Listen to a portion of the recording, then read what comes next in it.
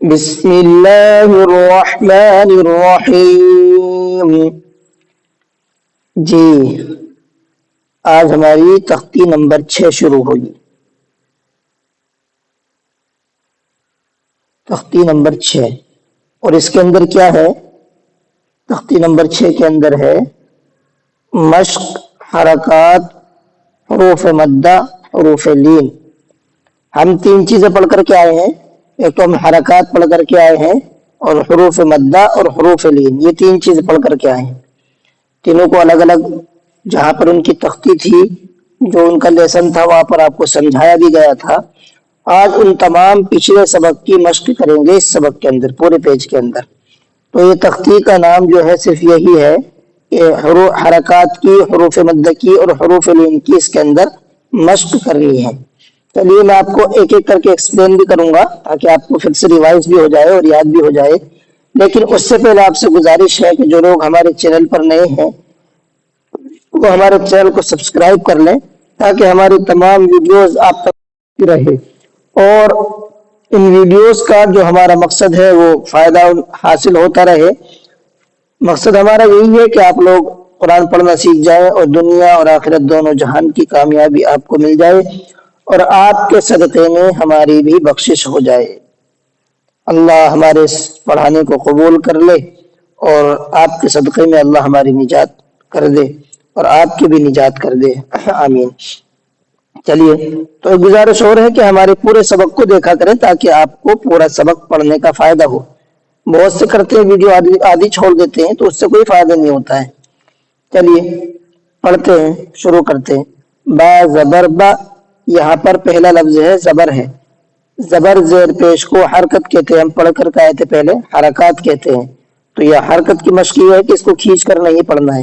با زبر با، با کھڑا زبر با، اس پہ کھڑا زبر ہے، یہ حروف مدہ کی تختی میں آیا تھا تو اس کو کھینچ کر کے پڑھنا ہے ایک الف کے برابر۔ با الف زبر با، یہ الف مدہ کا آ گیا یہاں پر تو اس کو بھی کھینچ کر کے پڑھنا ہے۔ چلیے آگے دیکھیں۔ با زیر بی، یہ حرکت کا قاعدہ ہے، کھینچ کر نہیں پڑھیں گے۔ با کھڑا زیر بی، یہاں حروف مدہ کا قاعدہ ہے، ایک الف کی برابر کھینچ کر کے پڑھیں گے۔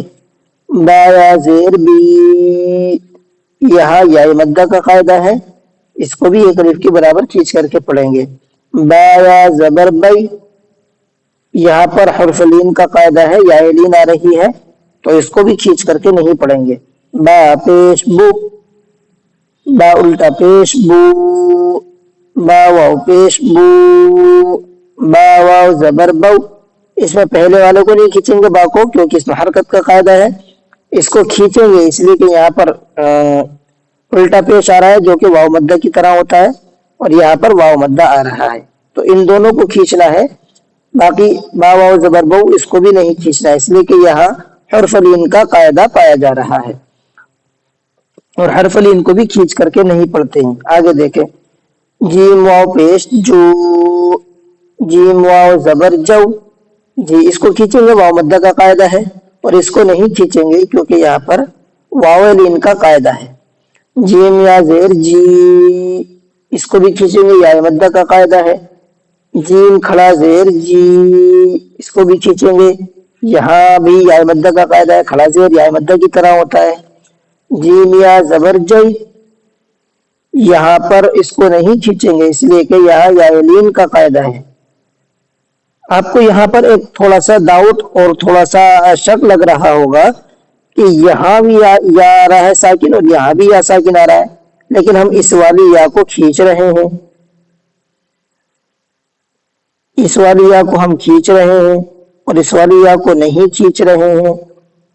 تو اس کی وجہ یہ ہے کہ دیکھو ہم نے یا مدہ کا قاعدہ جب پڑھا تھا تو ہم نے وہاں پر پڑھا تھا کہ یا ساکن ہو اور اس سے پہلے لفظ پر زیر ہو، دیکھو یہاں پر زیر بنا ہوا ہے اس لیے اس کو کھینچیں گے، اور یہاں پر جو ہے یا ساکن سے پہلے زبر آ رہا ہے جو کہ یا مدہ کا قاعدہ نہیں پایا جاتا، اس لیے نہیں کھینچیں گے۔ یا لین کا قاعدہ ہو رہا ہے، یہاں پر یا لین کو کھینچ کر کے نہیں پڑھتے ہیں۔ حروف مدہ کے لیے میں آپ کو ایک اور بات تھوڑا سا بتا دوں۔ حروف مدہ کے لیے 2 شرطیں پائی جاتی ہیں، 2 شرطوں کا ہونا ضروری ہے جب اس کو کھینچ کر کے پڑھیں گے۔ اگر دو شرطیں پائی جائیں گی. پہلی شرط کیا ہے؟ یا مدہ کی کہ یا ساکن ہونی چاہیے. پہلی شرط ہے کہ یا ساکن ہونی چاہیے. میں آپ کو تھوڑا سا بنا کر کے دکھا دوں. یہ میں نے یا بنائی اور اس کے اوپر یہ جزم ہونا چاہیے, یہ یا ساکن ہونا چاہیے. اب اس کو کھینچ کر کے پڑھیں گے. دوسری شرط کیا ہے؟ یہ پہلی شرط ہوئی ہے نا. اور دوسری شرط کیا ہے؟ اس کے جو پہلے لفظ ہے, چاہے کوئی اسے بھی بنا دو آپ, اس سے پہلے جیم بنا دو یا اس سے پہلے حمزہ بنا دو یا اس سے پہلے کچھ بھی لفظ بنا دو, اس پر جو ہے زیر ہونا چاہیے. میں اس کو جیم کو کاٹ دیتا ہوں تو یہ اب آپ کا یہ حمزہ زیر ای ہو گیا.